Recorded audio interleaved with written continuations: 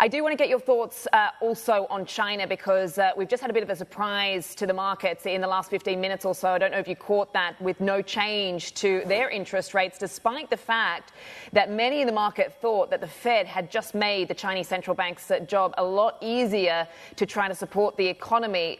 Perhaps a few constraints still, maybe around the currency. But I'm keen to get your thoughts, just because, of course, you've said on China the sentiment is so bad that you have to be positive on it. Well, with respect to interest rates, there's always this knee-jerk Wall Street reaction that the economy slows, the central bank has to cut rates, and cutting rates is going to solve all our problems. The cost of capital in China is not a binding constraint on economic activity there. So they can cut rates to zero, and it's not necessarily going to speed up the recovery in what is unwinding in their housing market. So I think we need to just understand that capital is priced very low there, and by trimming 10 basis points, 20 basis points, even 30 basis points is just irrelevant. China needs to work through the downturn in their housing market.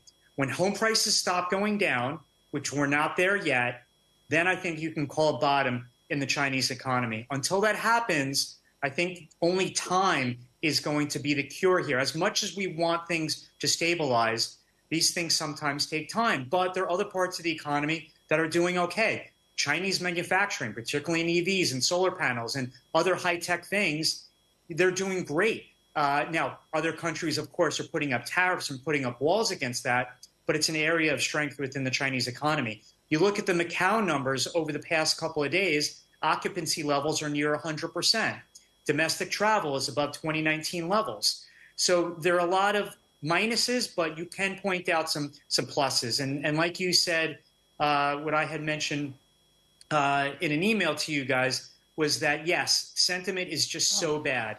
And the bashing of China on a daily basis is just is giving me a headache at this point. And I understand the challenges that they have, but when you see sentiment that dour and an economic outlook that everyone is so bearish on, you have to look at things that can change that. And less bad can be good for those markets at some point.